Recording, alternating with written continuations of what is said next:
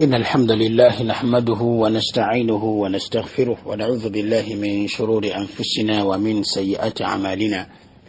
من يهده الله فلا مضل له ومن يضلل فلا هادي له، وأشهد أن لا إله إلا الله وحده لا شريك له، وأشهد أن محمدا عبده ورسوله. يا أيها الذين آمنوا اتقوا الله حق تقاته ولا تموتن إلا وأنتم مسلمون. يا أيها الناس اتقوا ربكم الذي خلقكم من نفس واحدة وخلق منها زوجها وبث منهما رجالا كثيرا ونساء، واتقوا الله الذي تساءلون به والأرحام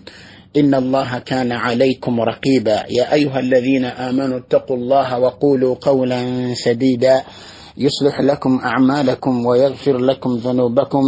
ومن يطع الله ورسوله فقد فاز فوزا عظيما. أما بعد، فإن أصدق الحديث كتاب الله عز وجل، وخير الهدي هدي محمد صلى الله عليه وسلم، وشر الأمور محدثاتها، وكل محدثة بدعة، وكل بدعة ضلالة، وكل ضلالة في النار. أبرغنا بيتيوا نبانيزا بيتيوا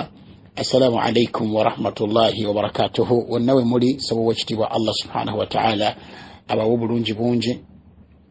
n'abantu b'omu nnyumba zammwe, innahu waliyu dhalika walqadiru alayhi. abulugala biyitibwa hal yawmuka islamiyun, abaffe olunaku lw'olusilamu. wa barakallahu fikum wa jazakumullahu khairan. olunaku lwaffe lwennyini olwaliro lwe tutambuza omusomo gwaffe ogwo biidhnillahi tabaraka wa taala. hal yawmuka islamiyun, abaffe olunaku lw'olusilamu. Tuli ku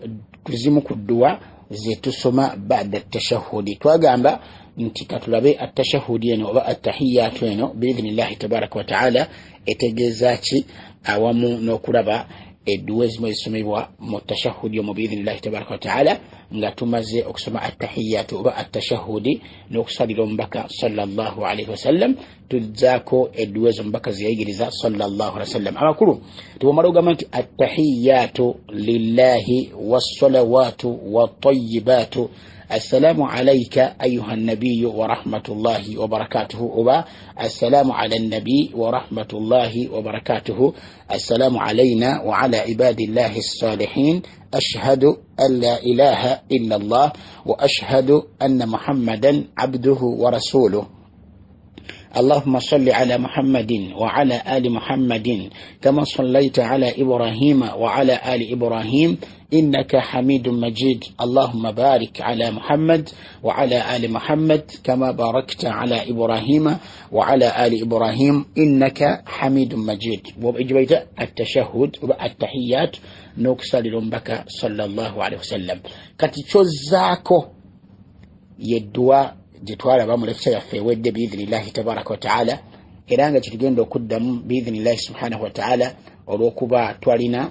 bye tulina okusooka okumaliza mu kulaba amakulu gaabyo biidhnillahi subhanahu wa taala. twagamba nti omubaka sallallahu alaihi wasallam yatuyigiriza n'agamba nti idha tashahhada ahadukum, singa omumwe asoma tahiyatu, singa omumwe asoma attashahudi ng'ali mu swala, n'okumala okusabira omubaka sallallahu alaihi wasallam asome ebigambo ebyo ebigamba nti allahumma inni a'udhu bika min adhabi jahannam wa min adhabi alqabri wa min fitnati almahya walmamat wa min sharri fitnati almasih ad-dajjal. bwetu betwagiraba era omubaka nga bwagiyigiriza sallallahu alaihi wasallam, era nga bwetu betulina okubeera nga tugisoma kulwokubanga bwetu byava ku mubaka sallallahu alaihi wasallam. Oluganda lwebitiibwa edduwa eyo nkulu ddala ekigenze wala omwana adamu gyandibadde ateekako nnyo amagezi n'okutegeera amakulu gaayo, n'okubeera nga gyalina okusoosa oluvannyuma lwa tashahudi oba oluvannyuma lwa tahiyatu n'okusalira omubaka sallallahu alaihi wasallam. edduwa eyo bawulama abamu banasanga bagamba nti yateeka oba eri wajibu okubeera ng'ogisoosa mu kifo ekyo, nga totunasoma dduwa ndala zonna osooka kusoma dduwa eyo. erimu okwekingiriza ebintu ebyo bina, erimu okusaba Allah azza wa jal okutuwonya atubeereze ddala wala n'ebintu ebyo ebina abituwonye Allah tabaraka wa taala. kakati twagamba biidhnillahi azza wa jal nti Allahumma inni a'udhu bika min adhabi jahannam. Tugamba nti omuliro gwa Allah tabaraka wa taala Sheikh of Wichitiibwa Sheikh Abubakar Said Nkuuma yagusomesa era nga kwakyatambulira biidhinillahi tabaraka wa taala ne tugamba nti tetujja gulaba biidhinillah olwokubanga emisomo gyagwo weegiri Sheikh agitambuliddeko nnyo era nga akyagitambulireko inshallah tabaraka wa taala. Ayagala okumanya kulla ma yataallaqu bi jahannam, ayagala okumanya buli kamu konna kwatagala ku muliro gwa Allah azza wa jalla jahannam. Ajja kudda mu durusu za Sheikh wa Wichitiibwa biidhinillahi wa taala bakulembeze baffe bazina ajja kutandika okumanya ku muliro gwa Allah tabaraka wa taala. Tugamba nti wa min adhabil qabri, Allah atuwonya azza wa jalla ebinuzo by'omukabuli era twalaba ebinuzo by'omukabuli twabirabako mu darusu yaffe wedde biidhinillahi tabaraka wa taala nga nakati tugenda kweyongerako katono then tulabe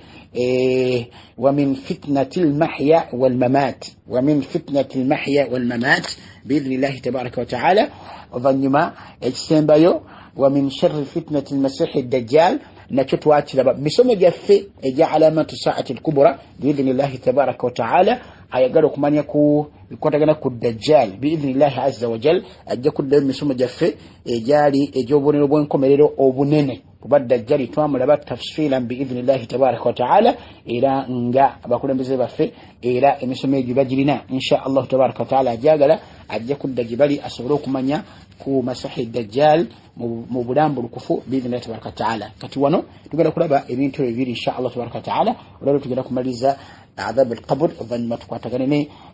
من شر فتنة المسيح ومن فتن المحيا والممات ومن فتنة المحيا والممات ومن فتنة المحيا والممات بإذن الله تبارك وتعالى. نقول واريرو bagenda okusoma inshallah tabaraka taala bebo besawa correction zaabwe bagenda okusoma olwaleero n'abo abatasoma luli darusu yaffe wedde abatasoma oba abatafuna corrections benjagala bokka basome olwaliro biidhina tabaraka taala. Abatafuna corrections muyinza okuddamu ne muweereza ensoma zammwe insha Allah subhanahu wa taala oba ne muddamu ne mutereeza oluvannyuma lw'okwewuliza nga oluusi mwakolamu ensobi musobola okutereeza insha Allah subhanahu wa taala nesobola okubeera nga twanguyirwa biidhinillah. Naam, eriwegamba nti Allahumma inni a'udhu bika min adhabi jahannam ومن عذاب القبر ومن فتنة المحيا والممات ومن شر فتنة المسيح الدجال. بوتو يالي ادوي يومبغامي تجوينو كسوسا ngomaze okusoma tashahhud, ngomaze okusoma tahiyat, ngomaze n'okusabira omubaka sallallahu alaihi wasallam. Allah azza wa jalla bino ebintu ebina bwabikuwonya nabiteeka wala nnyo gy'oli mwana wattu ogenda kubeera wa mirembe mu nsi muno ne mukaseerako okufa ne mukaseerako akabuli ne mukaseerako okuyimirira mu maaso ga Allah tabaraka wa taala. Naye ebintu munnange byononeka, bintu bira byononekedde ddala biba bibi mu maaso g'ekitiibwa Allah, mukaseerako okufa, mukaseerako wano ku duniya, mu kabuli, bintu bira byononekedde ddala buluganda bibitiibwa. Barakallahu fikum wa jazakumullahu khairan. Kati kubimu ku bye twalaba bikwatagana ne kabuli twalaba ensonga nga ziwerako biidhinillahi tabaraka wa taala nga n'ensonga yali ey'omukaaga ku nsonga ezo egamba nti hal adhabu lqabri min umuri lghaib am min umuri shahada. Abaffe ebinozo by'omu kabuli biri mu bintu bye tutalabako Allah bye yatukweka tabaraka wa taala oba biri mu bintu bye tusobola okulabako n'okuwulirako. Aljawabu okuddamu Sheikh agamba ti min umuri lghaibi, ebirozo by'omu kabuli biri mu bintu Allah azza jalla byatukweka byetutalabako. Wabula tebiri mu bintu byetulabako era byetuwulirako, biri mu bintu byetutalabako. Era ng'omukkiriza abikkiriza ng'abikkiriza tabirabako ensonga ezo, azikkiriza tazirabako. Tegereka mu Luganda okumanya azikiriza tazirabako era nga tutubimanyi era nga nsonga Allah tabaraka wa taala yazitukweka bameka mu bantu olwaliro mukabuliza bwe nga babonerezebwa naye nga tetusobola nakuwulira wadde okulaba. Wa nahnu la nash'aru bihi, tetuwulira naye nga wallahi makabiri mwe tugenda okulambula bafu oba mu kabuli zonna zoyitako nawe wali oziyiseeko bameka abantu ababonerezebwa abafanga bajemera Allah tabaraka wa taala abafira ku shirki abafira ku bid'a bameka bonerezebwa naye nga tusobola kuwulira. N'olwekyo obinozo mu kabuli biri bintu bye tutalabako Allah bye tukweka tabaraka wa taala. Ate era bameka mwana wattu mu kabuli ezo zennyini wansi awo nga balino nga bali mbirungi bali mbyengera bya Allah tabaraka wa taala rukuba nti bafira ku tawhid bafa basinza Allah tabaraka wa taala bafa tebajemera Allah azza wa jal bameka nga bali mu birungi byabwe nengera la nash'uru bihim nga tetusobola kuwulira wadde okubalaba wala hawla la quwwata illa billah subhanahu Allah tabaraka wa taala atuwa bulungi bwa kabuli atuwa bulungi bwa kufa atuwa bulungi bwa kumusinkana Allah tabaraka wa taala nenge byonna awalan bijja kuva mu kakasa na kunywezaawo nti Allah yasinzibwa yekka tabaraka wa taala kunywezaawo tauhid na aqida ntuufu ombaka yajja nayo sallallahu alaihi wasallam lojotuka ku bulungi obwo tuba Allah bututireko tabaraka wa taala to fama fil quburi la ya'lamuhu illa 'allamul ghuyubi tabaraka wa ta'ala ebiri mukabuli tuwali abimanye okujjako yamanye ebyekwese Allah tabaraka wa ta'ala mutufe mbera za kabuli Allah tusasire tabaraka wa ta'ala mbera za kugenga ebintu tetubirabako tubikiriza tulina okubikiriza lwaki kulokubanga Allah yabitugamba tabaraka wa ta'ala kulokubanga ombaka yabitugamba sallallahu alayhi wasallam atenga buli kyonna Allah kyatugamba oba ombaka kyatugamba sallallahu alayhi wasallam gaba mazima merere tuba tulina okubikiriza era nga bibitendo by'omukkiriza Allah byamutenda nabyo tabaraka wa ta'ala ntyakiriza yu'minuna bil ghaibi bakkiriza bibatalabako abaddu bakkiriza Allah tabaraka wa ta'ala tegere kaluganda enam kakati ibarakallahu fikum wajazakumullahu khairan. Naam. Okumanya okujjako kugamba ebintu by'omukabuli tetubirabako era bitwekweseko zezimu ku nsonga ezitwekweseko zetutalaba era zetutawulira wabula tukkiriza Allah tabaraka taala nti yabikola ki nti yabitugamba era ombaka yabitukola ki yabitugamba sallallahu alaihi wasallam naye kad yutli'u Allah taala alayhi man sha'a min ibadihi Allah azza wa jalla yinza okubiragako abamu kubaddube gwabayagadde oba okubiwulizaako omu gwabayagadde kubaddube Allah tabaraka wa taala nga Allah azza wa jalla bwe yawulizaako ku mbaka sallallahu alaihi wasallam nawulira abasajja abali mu kabuli ababiri nga babonerezebwa ombaka sallallahu alaihi wasallam mujjukira fi sahih حديث ابن عباس رضي الله عنهما قامت مر النبي صلى الله عليه وسلم على قبرين نبي وجتبا صلى الله عليه وسلم يأيتك كبولي بيلي nga abantu bamu babonerezebwa yaita kabuli za basajja babiri nga babonerezebwa ndoza muzijukira hadithi etaji basomera dda ombaka sallallahu alaihi wasallam ngo musajja asoka kana yamshi bin namima yalinga atambula n'olugambo agenda wala agenda nga anakala ebigambo biniyatil ifsad baina an-nas nga atambuza ebigambo nga agendera mu kwonoona mbeera z'abantu mu bantu atambuza olugambo n'omuntu owokubiri omusajja owokubiri Allah yamubonereza tabaraka wa taala lwakubeera nti yali teyeetukuza musulo nga bamala okufuka teyeetukuza musulo bamala okunkumula omusulo gwe atambula butambuzi engoye zonna ne zikyafuwala mukimanyi nti omusulo najisi wala shaka fi dhagero era omuntu gwe guvuddemu alina okufuna wuzu n'okunaaza wali we guvudde oba we gugudde naye olumala okufuka ye ayambala wambazi ngoye nga gutonya mu ngoye naki n'atuuka okusaala esola gy'asala nga nfubweko olw'ensonga nti engoye teziriimu wuzu wala hawla wala quwwata illa billah kati be bantu abo ombaka sallallahu alaihi wasallam yabawulira nga babonerezebwa Allah yamuwulizaako azza wa jalla mudduwe Allah subhanahu wa ta'ala awulizaako nadalaga ku badduwe babayagadde biki ebifa wansaawo ndoza mujjukira li hadithi ya Zaid ibn Thabit radiyallahu anhu eri mu sahih ombaka sallallahu alaihi wasallam Zaid ngagamba nti baali mu nimiremu ey'Abani Najjar ndoza mujjukira ekyafaayo ekyo ngombaka ali ku nsolo gye bayita al-Baghla ngali konsole jabati al-Baghla era yali musudde n'omusuula yekanga bwetu mulundi gumu yali musudde n'omusuula kati zaidi agamba tubagenda okwekanga nga balaba majmu'atun min al-qubur nga balaba kabuli nga wezire ntana nga wezire zali nga mukaaga oba ttaano oba nnya bwezityo kati ombaka nabo za sahaba be yali nabo mu kaseera ako mu nimireyo nga bagamba nti man ya'rifu ashaba hadhihi al-qubur ani amanyi bannanyini kabuli zino omusajja mu basahaba kyavagamba nti ana ya Rasulullah manyi bannanyini kabuli ezo ombaka n'abuuza nti mata haula abantu bano baafaddi omusajja n'amugamba nti fil ishrak baafa bagatta ku Allah azza wa jalla n'ebintu ebirala matu fil ishrak baafa bagatta ku Allah azza wa jalla n'ebintu ebirala ombaka n'abagamba sallallahu alaihi wasallam nti mazima ddala abantu b'ekibiina kino ekya Muhammad sallallahu alaihi wasallam yuftanuna fi quburihim إن هذه الأمة tuftanu fi quburiha mazima kinecha yabantu oba abantu bonna kibina kya Muhammad sallallahu alaihi wasallam n'abantu bonna bafune ebagazesebwa mu kabuli zaabwe amakulu nti kabuli babuuzibwa mu kabuli zaabwe ayise ebibuuzo n'abiyita n'abeera bulungi mu kabuli ye paka Allah azza wa jalla lwayimirizaawo enkomerero abigudde n'abigwa n'abeera mu bibonerezo ebitagambika paka Allah azza wa jalla lwayimirizaawo enkomerero ekyo kyafaano kikiryawo nga kiraga nti Allah azza wa jalla awulizaako abamu ku baddu be babayagadde ku byondezo bye mu kabuli era ambaka sallallahu alaihi wasallam mu hadithi mu kyafa yecho yagama ngagama kunkobero ya hadithi yagama nti laula alla tadafanu la da'awtu Allah an yusmi'akum bi'adhab al-qabr alladhi asma' ti ambaka nagama ti singa siti anti temujja kwezikanga kuko tusobola kuwulira muntu ng'abonezebwa mu kabuli era bye bimu lwacha Allah azza wa jalla yatukweka ebinzo by'okobera kubera nga tetubiwulira nomba kagama tisinga sita kubera nga temujja kwezikanga nandibadde nsaba Allah azza wa jalla n'abawulizaako ku birozo by'omu kabuli eyo byempulira ne muyinza biwulira ne mugana n'okuziika abantu bammwe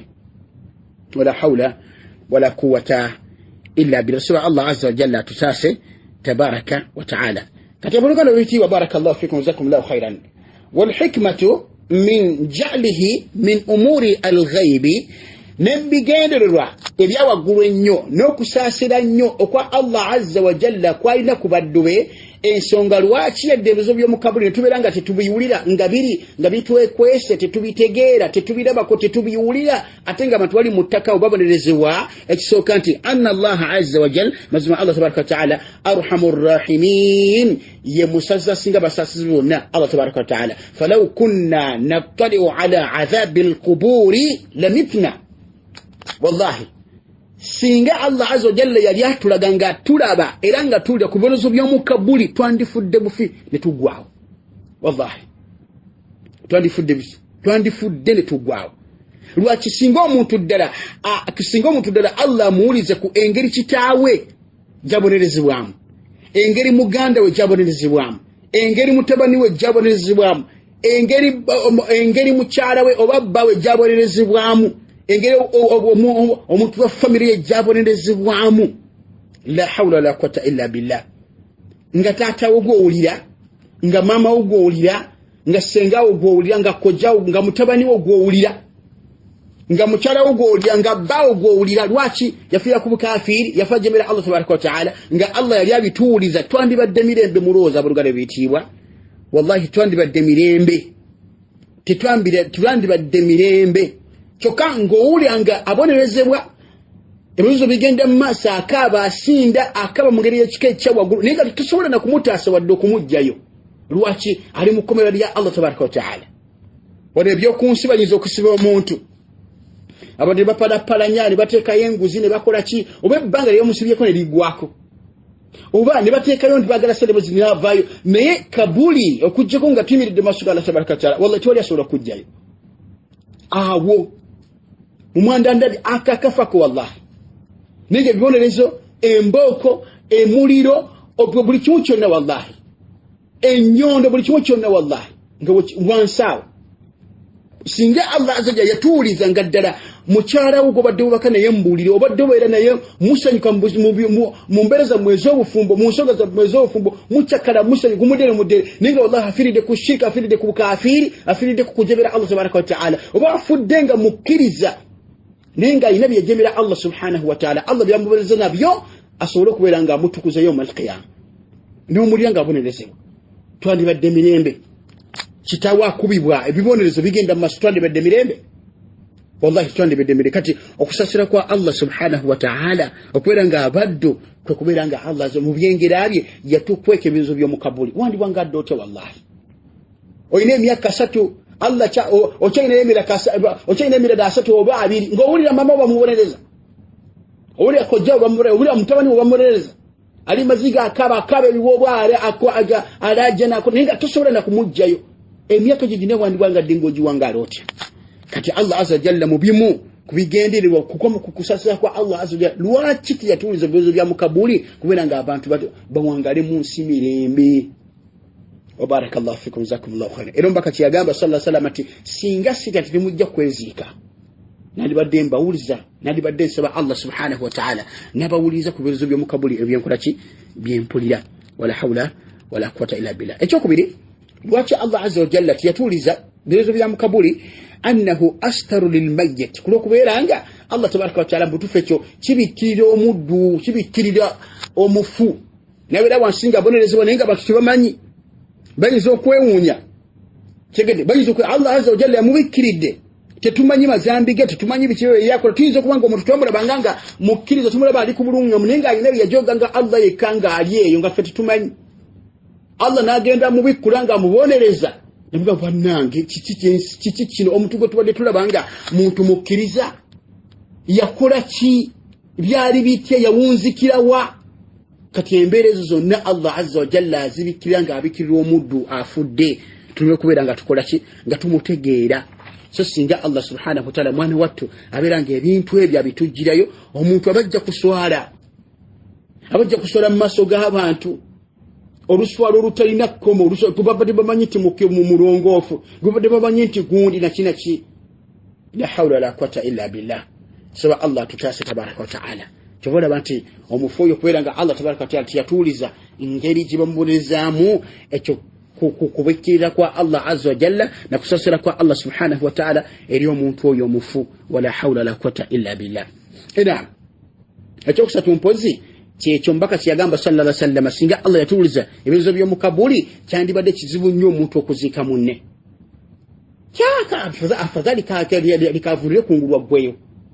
mutwala weyo jagiro okubonerezebwa naye ate misikini lotamanya nti wadde mumulese kungulu era Allah azza wa jalla mutuusako ebibonerezebwa bye oba mutuusako obulungi bwe Allah kennyini tabaraka wa ta'ala wadde ensolo yekulidde wadde ogudde mazzi wadde mulugwe gukocheza wadde senge kikudde ne kikuje kyokonna ne kikwe wadde motoka yekunye trader inene nibo tabawuka konna kanyama konna kebazika Allah azza wa jalla bi qudratihi azza wa jalla ala kulli shay'in qadir akutusa kebiruzo bya mukabuli oba obulungi bwo mukabuli bidillahi tabaraka wa ta'ala mbaka kyagamba ti Allah azza wa jalla yatusasira nyo kwera ngati twawulira biruzo bya mukabuli tetwandyezise kyabagamba ti laula alla tadafanu singa butufu sika kubeera nga temujja kwezikanga la sa'aytu Allah wa la da'awtu Allah an yusma'akum min adhab al-qabr alladhi asma'u minhu yani badde saba Allah tabaraka wa ta'ala nabawuliza ku bizo by'omukabuli ebyo byempulira esawa zino ombaka sallallahu alayhi wa sallam naam kakati barakallahu fikum jazakumullahu khairan nekirala mubimu lwaki Allah subhanahu wa ta'ala tiyatuuliza bibonezo by'omukabuli لو كان العذاب ظاهرا سينغا بيالينغا بييو لفتوبيرا باkonge ngero omuntu jamubonerezaamu lam yakun lil iman bihi maziya singo kubikiriza nti jeri tukodi badina nkizo yonna lwakikola kulanga tubira bako wali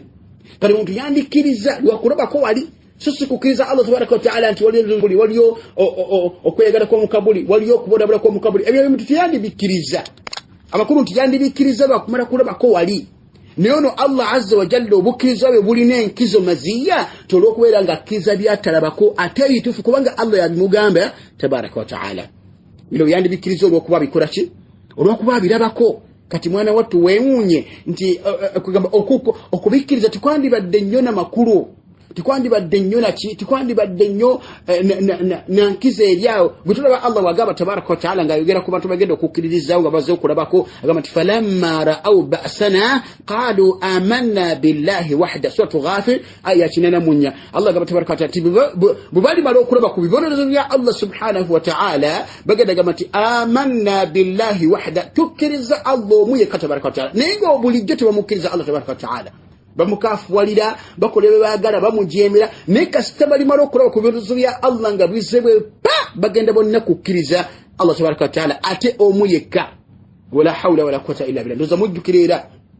mujjukirira nti abantu ombaka yagamba tamuntu kasabalira bange enjube evudde jegwa kabono kankumerero akanene akagenda kwera nga kagala wotta ubaza abantu bonna toli muntu agenda kuddamu kwenenya Allah kizo kwenenya kwabwe lwaki bagenda kukkiriza bonna olwokuba mazo okulabako lwaki bali tebakiriza ngo tebona bakulabako amakuru nti singa Allah tabaraka wa ta'ala yalinga atuuliza ku bizo by'omukabuli okukizo byo tikwandibadde na mugaso gonna era tukwandibadde na nkizo yonna ne Allah subhanahu wa ta'ala washitibwa nti abakiriza bo obukiriza ne baberanga bakola ki nga bakiriza Allah tabaraka wa ta'ala jazakumullahu khairan wa barakallahu fikum in'am kakati ensonga ezo kazitambule bwe zito biidhini tabaraka taala wa in kana bingi ebigenda mu maaso biidhini tabaraka taala engiro mu kibuza mu kabuli na kina kiwa hakadha twabira bakodda mu hadithi yali mpanvu ya hadithi ya al-Bara ibn Azib radiyallahu anhu jamaatu gero bulungi kati eyode bitondo bikwatagana Allahumma inni a'udhu bika min adhabi jahannam wa min adhabi al-qabri kabuli tujirabiyeko akatono tono ku darusi ya fiyagwa neno biidhnillah tabaraka taala ombaka tuyigiriza nti wa min fitnatil mahya wal mamat wa min fitnatil mahya wal mamat era subha Allah azza jalla tuonye ebikemo byokufa n'ebyobulamu ebikemo byokufa n'ebyobulamu wala hawla wala quwwata illa billah Allahu akbar fitnatul mahya wal mamat ebikemo byokufa n'obulamu byebiriwa era bifanagana bitya wa barakallahu fikum wa jazakumullahu khairan ebikemo ebyokufa n'obulamu birina engeri bbiri tegereka almurad bil fitnati ikhtibaru al mar'i fi dinihi kokubera ngo omuntu agezesebwa mu dini ye kokubera ti omuntu agezesebwa mu dini ye fi hayatihi wa ba'da mamatihi mu bulamu bwe n'oluvannyuma lw'okufa kwe ng'avudde muno mu nsi wa fitnatu alhayatu azimatun wa shadida ebikemo by'obulamu bino bannanga mu lugalo ebiyitibwa binene ate byagenda wala era nga birimu emirundi ebiri oba tubyawulemu emirundi ebiri nga bamanyi bafa bibitibwa bajja bibitema atema biidhnillahi tabaraka wa ta'ala ebikemo eby'obulamu fitnatul haya ebikemo by'obulamu bitambulira ku ngeri bbiri oba bitambulira ku nsonga bbiri oba ku bintu bibiri ekisooka shubuhatun ekyokubiri shahawatun ebikemo by'obulamu buno bitambulira ala shubuhatin ku bintu shubuhat kitegeeza ebintu ebitategekereka nga tebitegerekeka bulungi kulamula kwabyo abaffe biri halali oba biri haramu shubha kati ebirala shahawatun ebikemo by'obulamu bitambulira nnyo ku bintu by'obwagazi ebintu by'edduniya ebiwomerevu ebintu by'edduniya eby'obwagazi ebintu by'edduniya emitima gye byagala okwagala kw'emitima kwe byagala ebikema we bitambulira ku nsonga ezo bbiri ku bulamu bw'omuntu mu nsonga z'obulamu bw'omuntu ebikemo bitambuliraawo shubuhat wa shahawat bintu bitategereka bulungi n'ekirala bintu bya bwagazi ashubuhatu kivolaba ombaka sallallahu alaihi wasallam tekirikiyaga mu hadithi eringa gamba nti innal halala bayyinun wa innal harama bayyinun ebintu ebiri halali biri byerefu bulungi nnyo n'ebiri haramu era byerefu bulungi nnyo naye ombaka gamba nti wa bainahuma umurun mushtabihatun wakati wa halamu ne haram waliwo ensonga waliwo ebintu nga mushtabihat tebitegereka bulungi kulamula kwabyo abaffe haramu oba halali kiwala ombaka yatugamba sallallahu alaihi wasallam nti mtubyewale era mbaka yagamba nti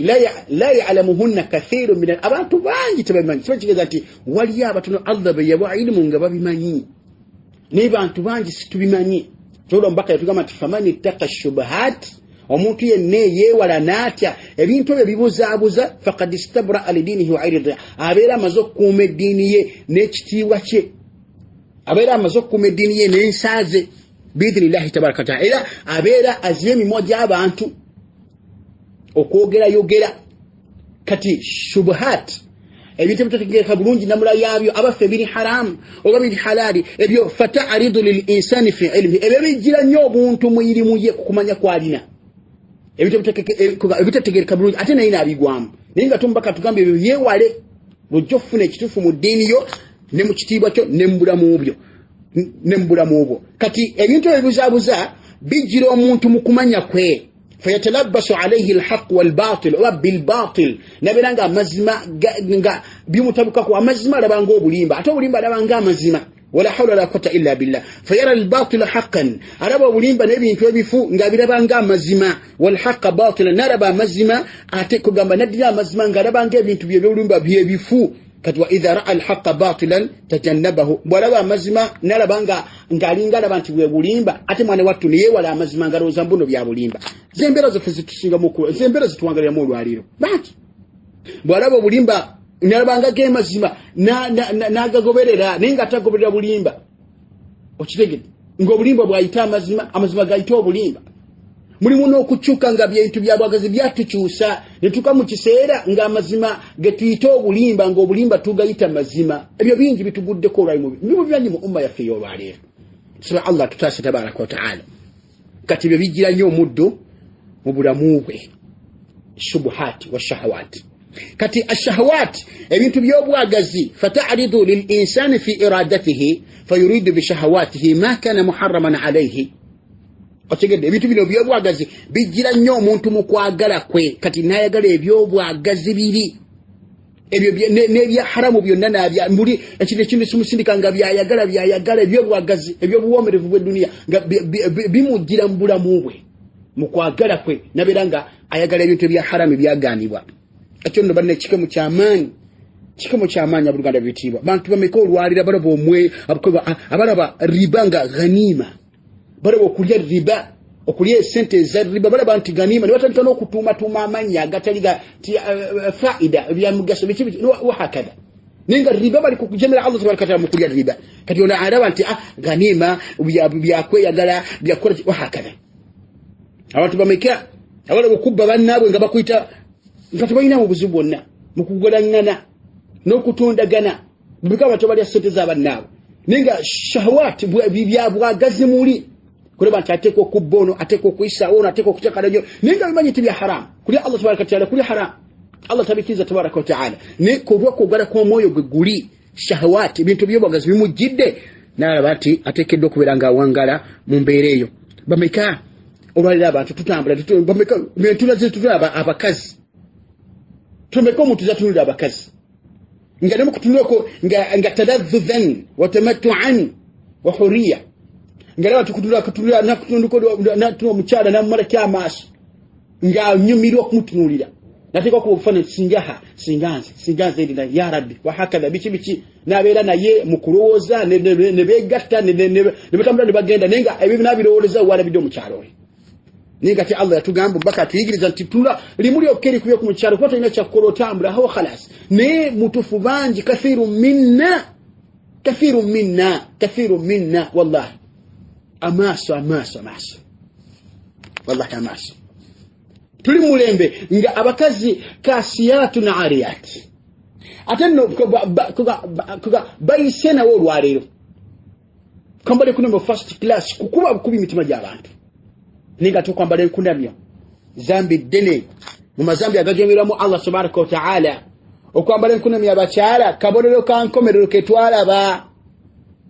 okwambala enkunamyo mwambaleko nga Allah bwe yagamba subhanahu wa ta'ala mwambaleko ngombaka bwatuyigiriza sallallahu alaihi wasallam baseeka bannange abantu bannange bavuuka bannange basajja bannange bakyala baffe bali biddawa mu kwambala nga Allah bwe yalagira tabaraka wa ta'ala nosanga mukyala mukasheekhe naye nga atambudde agenda mu katale ng'ali mu kiteeteeyi ng'enviiri zirabika ng'entumbo zebeka ebigere birabika atambudde agenze ku dduuka avudde mu nnyumba oba agenze mu ddwaliro oba wa ng'emikono giri bweru ensinga eri bweru ayambadde kasharia konna kamutipye ebiyungo bye byonna birabika ebitundu ebyomubiri birabika natuukiriza ddala hadisi y'omubaka ti kasiyatun ariyat bambadde naye nga tebambadde olw'okubanga enkunamyo ekiwalibwa nti enkunamyo twala ebintu bisatu ebbanga lyonna osobole okugjawo enkunamyo enkunamyo kwe kwambala akagoye nga kakutippye eyo wadde nga kawanvu kakomerera ebigere tebirabika naye nga kakutippye amabina galina we gayita abantu bagalaba amabeere galina we gayita abantu bagalaba emikono byonna ng'ebifo ebyomubiri byo birabika mukasharia kuba mukajilbabu ako obeera oyambadde enkunamyo obeera tuyambadde akakutippye ebeera nkunamyo kubanga waliwo ne yabuuza nti seeka wamma omukyala bwe bayambadde akagoye nga kamukutte nnyo kashere kamukutte kati nga tasobola nakufungiza mikono ginaafune wuzu abaffe ayiseeko obuyisa kuli wuzu ku mikono ayise ku lugoye kikirwaki mbw akagoye kaganyu kamukeno waggulu mukamutippye nnyo kati ani akakwambaza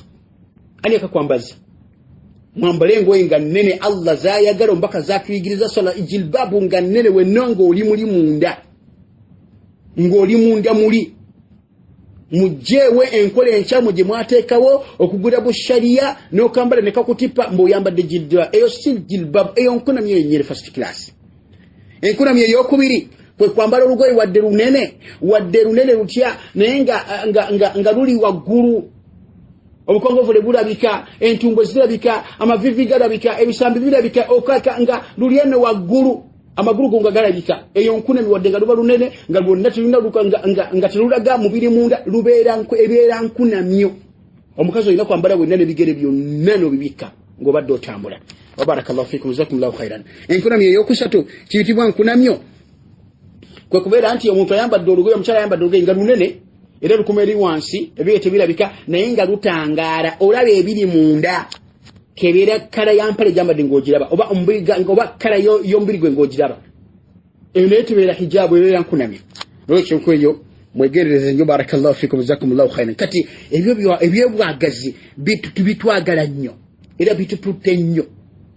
Jukira omuntu ayinza okubeera ng'alya naye nga kugamba okunywa emyenge, okunywa sigala, okunywa bitamiiza, okulya amayirungi, byonna byabwagazi ebisindikiza omuntu era n'abikola naye nga kimanyi nti haramu kujemera Allah tabaraka wa ta'ala. Wa barakallahu fikum, jazakumullahu khairan. Haram olidde obwenzi, okuliza ennyimba, nolenda kugamba music ekyo n'okusindika n'osaya akayimba kewoleko buli obwadde obwedda. Alhamdulillah, ennyimba twasaba Allah azza wa jalla tunyweze. Ne muli weseewo kituuka ne bikusindiikiriza n'owuliza ku buyimba buli obwedda buli n'onyenyera akagere. Wala hawla wala quwwata illa billah. Olaba kati okumanya Allah ayina obuzi tabaraka wa ta'ala mu masomero bayina essomo ddamba, simanyi MDD music dance, simanyi drama nakali kasasiro. Omwana n'asomerwa n'abifunamu n'ebbaluwa nga mwana wo wa busiraamu,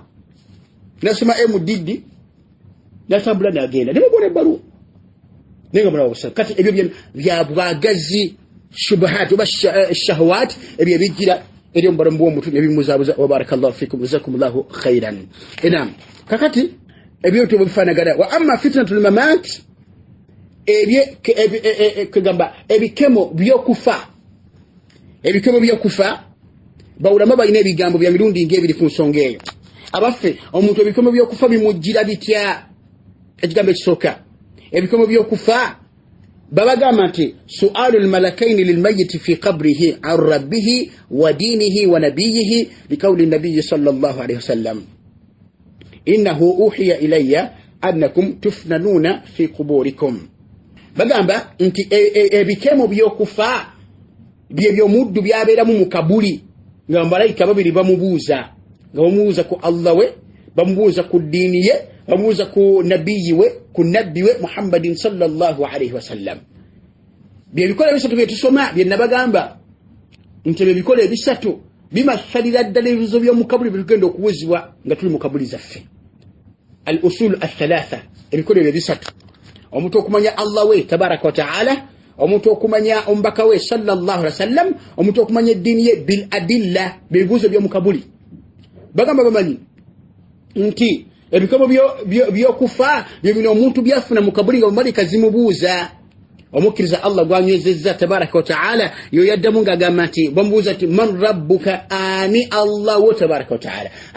ani mukama wo Allah wo tabaraka wa ta'ala. Omukkiriza kulw'okunyweza kwa Allah subhanahu wa ta'ala n'okumusaasira olwa tawhidi gwe yalingako muno mu nsi n'okugondera omubaka sallallahu alayhi wasallam, agenda Allah kumusaasira. Allah tabaraka wa ta'ala agenda kumusaasira amuwe jawabu, abeere ng'afuna obwangu, agambe nti rabbi Allah ye mulezi wange tabaraka wa ta'ala. Man nabiyuk, agambe nti nabiyyu Muhammadin sallallahu alayhi wasallam, nabiyyi Muhammadin sallallahu alayhi wasallam. Era nga bamuleetedde alayhi salatu wassalam mu kabuli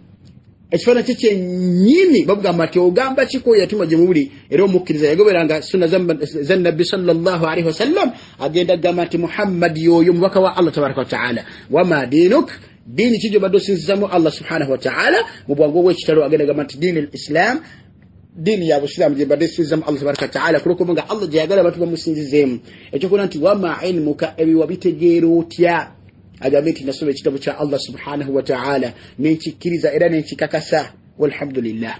Naye omukafiiri omwononefu mwana wattu ebyo byonna agenda birimbiramu. Bamubuuza ti man rabbuka, ani Allah wa tabaraka wa ta'ala, agamba nti la adri sami'tu an-nasa yaquluna shay'an faqultuhu, nawuliranga abantu boogera nange nenjogera abantu beboogedde. Bamubuuze ku Allah wa tabaraka wa ta'ala nga tamanyi, bamubuuze ku nabbi sallallahu alayhi wasallam nga tamanyi, bamubuuze ku ddiini ya Allah nga tamanyi, agamba nti la adri nga tamanyi. bwegereze nnyo ekigambo ekyo balaba bagamba nti ebigambo byagamba nti ha la adri ka annahu kana ya'lamu shay'an fanasiyahu abanga alina kugamba kiyategeera kyamanyi naye nakyerabira ninga wallahi kwenda kubeera kunyora kwa amaanyi nakkaaba kujinga wali okimanyi naye nokyerabira nga tukigendeddeko kyovara n'ekikakasa ekyo kwe koora kwa Allah azza jalla kwagenda okwowoora omuntu bamubuuziza awoza nti ha la adri la adri Allah azza jalla akwowoore agambe nti ankadhaba abdi omuddu alimba ebintu ebyo yali abimanyi naye tiyabikolerako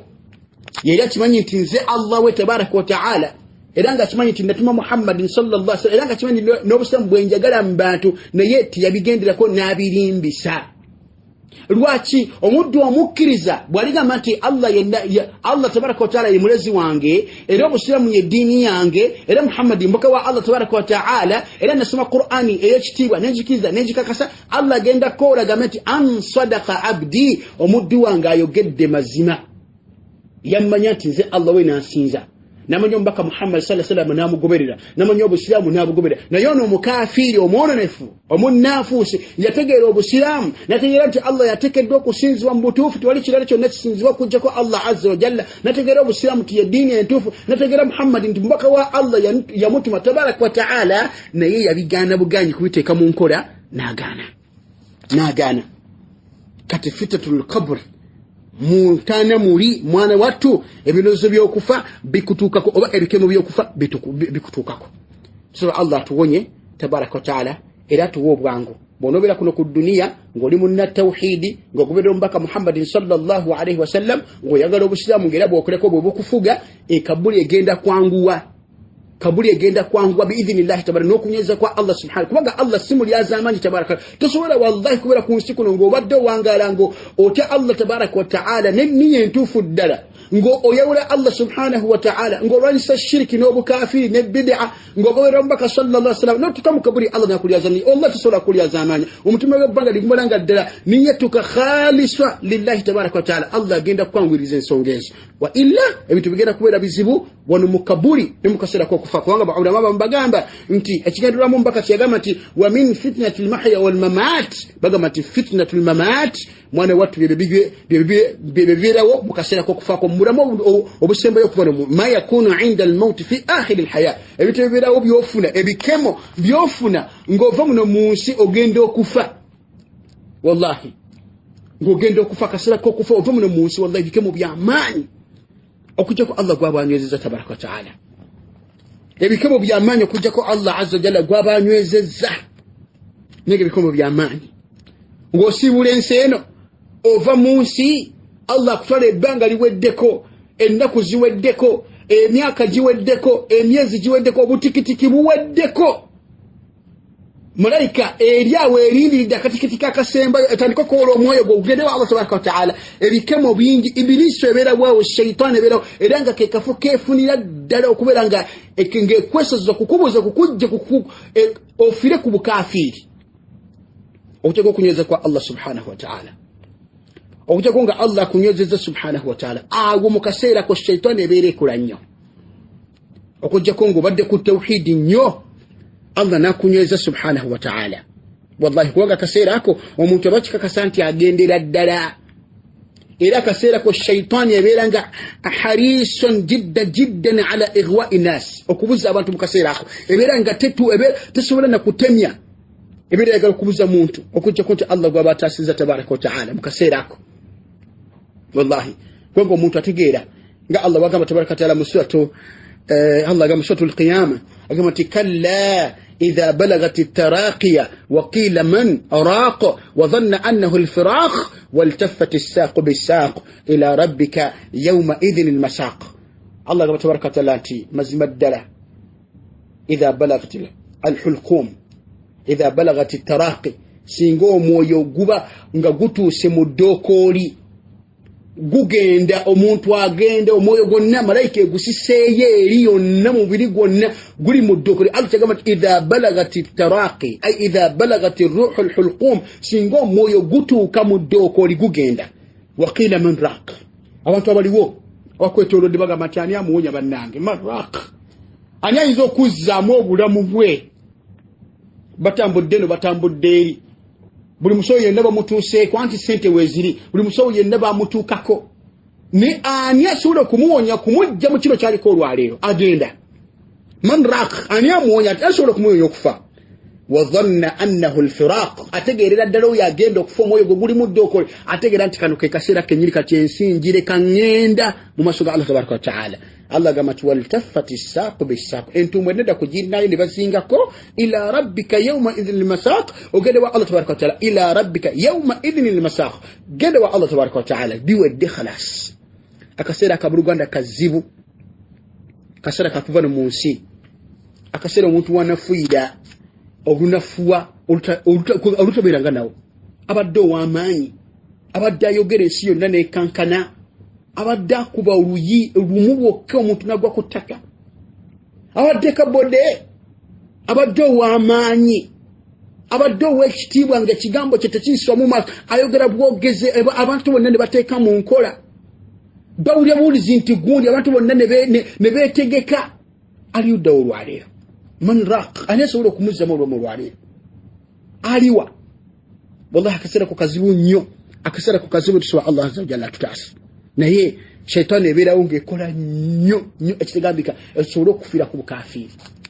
ofiire ku bukafiiri ekyafaayo kigamba nti Ahmad ibn Hanbali rahimahullahu tabaraka wa taala yali agenda okufa mutawali n'amulya ng'agamba nti ba'ad falamma afaqa qila lahu fi dhalik biyamala okubeera nga ddengulu yali atuuse katugambe nti ng'ali kale bwerebwe kakufa ng'ali kale bwerebwe wala hawla Allah namuzze ngo tabaraka mutawana mubuza nti taata nkubulidde mfochoga bala ilaha illa Allah ogenda kuligamba nti ba'd obadde ogamba ki agamba nti inna ash-shaytana mazma sitani kana ya'uddu anamilahu yaqulu futani ya ahmad sitani embaddeko ngengamba ngerume enweze omanyi omuntu okuluma enweze engalo ze nga kugamba ekintu nga kimuyiseeko obanga anyoleddwa nnyo obanga ekintu kwe kibadde kyamanya kimuyiseeko anyoleddwa ngaluka bwati nga legamba si omuntu ono nambadde ngenda kula naye kale amponye wahakale kati imamu agamba ti sitani ebadde eruma n'engalo zaayo ngegamba nti futani ya ahmad omponye ahmad ofirire ku tawhidi ogenda kufira ku tawhidi omponye naye nga agamba nti ba'd sinnaba kugenda sinnaba kufa paka omwoyo gunaatuuka paka omwoyo gunaavaamu amadu agamba nti ba'd ila al'an ma kharajat ar-ruh agamba nti sinnaba omwoyo tegunnaba kuvaamu uli abasajja wallahi mukaseera k'okufa abasajja omwoyo tegunnaba kuvaamu sitani mugamba nti omponye ne baani abasajja bana tawhid imamu sunna sitani eze fama baluna nahanu kati ffe tuli kukyabo Luganda tudde eri wekitiibwa Allah subhanahu wa ta'ala tudde eri wekitiibwa Allah azza wa jalla tudde eri wekitiibwa Allah tabaraka wa ta'ala tumusaba Allah tabaraka wa ta'ala atuwonye ebizo by'omu kabuli atuwe tawhid okumufiirako Allah tumusaba tutire ku tawhid n'okugubira omubaka sallallahu alaihi wasallam lutujja kuwona ensonga zino wa barakallahu fikum tujjeewo awo ebigambo by'ababulamu bibiri era nga byonna bijja kuba bituufu mu nsonga eno biidhnillahi tabaraka wa ta'ala nti fitnatul mahya wal mamat bilimu embeera bbiri ebikendo ebikujjira ng'ogenda kufa mu kaseera k'okufa tusaba Allah bituunya tufiire ku tawhid tufiire nga tusembezayo ekigambo la ilaha illa Allah muhammadur rasulullah n'ekigambo ekirala nti bikemo min fitnatul mamat ebikemo by'okufa byebyo ebikusanga mu kabuli nga bakubuuza kubikwatagana ku Allah tabaraka wa ta'ala n'omubaka we n'eddiini Busiraamu barakallahu fikum jazakumullahu khairan bana mujja kunsonyiwa okubanvuyanga kw'empanvuya kuno obuntu buno naye ebigambo bikulu ate oluusi mbasaagala kubeera nga tubireka ate nga njagala tugende mu maaso biidhnillahi tabaraka wa ta'ala edduwa eyo tugikomekereza olwaleero ebigambo ebirala ebirimu mujja kudda mu misomo gyaffe egy'emabega inshallah tabaraka wa ta'ala mufune okwanjuluza kw'ensonga ezo inshallah tabaraka wa ta'ala عذاب جهنم شيخ ابو سمس زاكو بينجي من فتنه المسيح الدجال توالبا nga akamano kenko mudaka kulu insha Allah tabaraka wa taala kanene باذن الله تبارك وتعالى ادوغامت اللهم اني اعوذ بك من عذاب جهنم ومن عذاب القبر ومن فتنه المحيا والممات ومن شر فتنه المسيح الدجال وبارك الله فيكم وجزاكم الله خيرا بغامي انت abata sumaruri bebagenda okusoma oba abatafuna corrections zaabwe bebagenda okuddamu okusoma oba okusindika ensoma zaabwe ziri ezayita biidhina tabaraka taala. Mbegayiridde abasoma ne mufuna corrections zammwe temuddamu kusoma biidhina tabaraka taala. Lutojja tugenda kulaba edduwa endala esomebwa insha Allah tabaraka taala zemujja kubeera nga musoma. Subhanaka Allahumma wa bihamdika ashhadu an la ilaha illa anta astaghfiruka wa atubu ilayk. Wassalamu alaykum wa rahmatullahi wa